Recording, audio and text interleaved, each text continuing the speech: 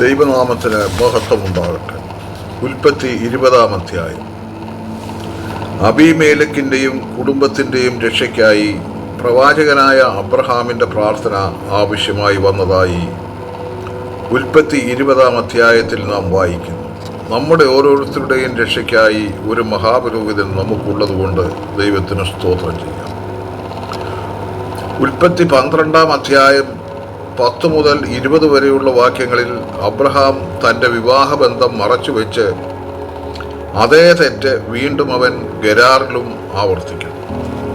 90 വയസ്സുള്ള സാറായെ അബീമേലേക്ക് അന്തഃപുരത്തിലാക്കിയത് ഒരുപക്ഷേ സൗന്ദര്യം കൊണ്ട് മാത്രമായിരിക്കില്ല, അതിനും അപ്പുറം അവളുടെ സമ്പത്തിൽ കൂടി കണ്ണുള്ളതിനാലായിരിക്കാം.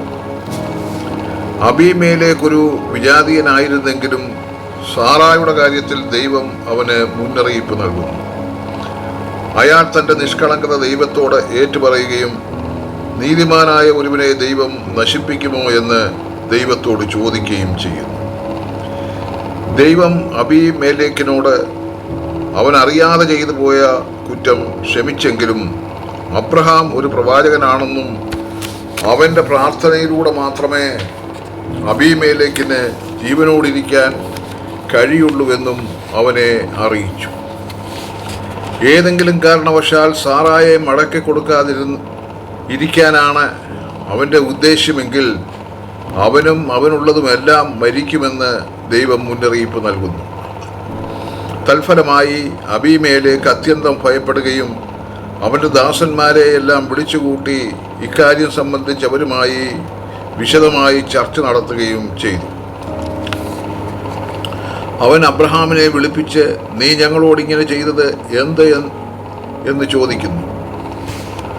അതിന് മറുപടിയായി അബ്രഹാം 2 കാരണങ്ങളാണ് പറഞ്ഞത്. ഒന്നാമത്തെ കാരണം ആ സ്ഥലത്ത് നിശ്ചയമായും ദൈവഭയമില്ല എന്ന് അവൻ കരുതിയതാണ്. അതിനാൽ അവന് നീതി ലഭിക്കാത്ത ഒരു സാഹചര്യം ഉടലെടുത്തേക്കാമെന്നും അവൻ്റെ സ്വത്ത് കൈവശമാക്കാൻ വേണ്ടി അവൻ്റെ ഭാര്യയെ പിടിച്ചെടുക്കുകയും അവനെ അങ്ങനെ കീഴ്പ്പെടുത്താൻ ശ്രമിക്കുമെന്നും അബ്രഹാം ഭയപ്പെട്ടു. വാക്യം 11.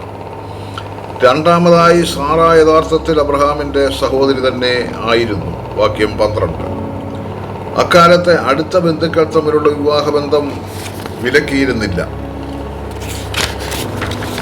സത്യം മനസ്സിലാക്കിയതോടെ അബീമേലേക്ക് സാറായെ അബ്രഹാമിന് തിരികെ കൊടുത്തു.